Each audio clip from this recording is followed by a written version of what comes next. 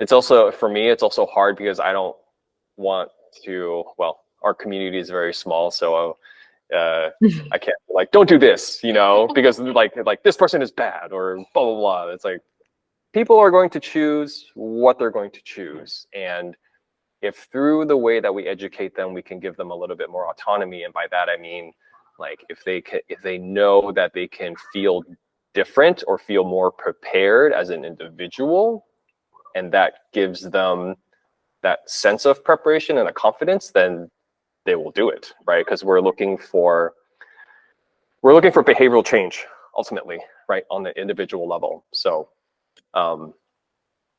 yeah, so with that said, I feel like if you have the chance to talk to them individually, it's kind of like, yeah, you know, I know that teacher is going to ask you to do this, but what are the things that you are doing for yourself?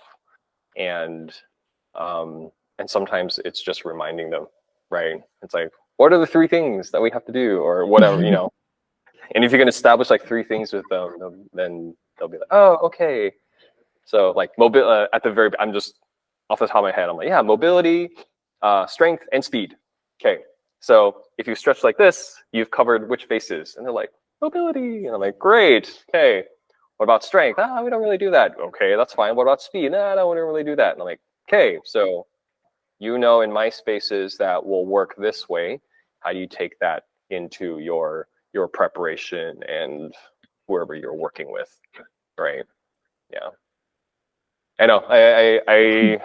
I'm at the point where I know typically it's very easy to get up in arms about things, right? And that's how the world drives engagement now.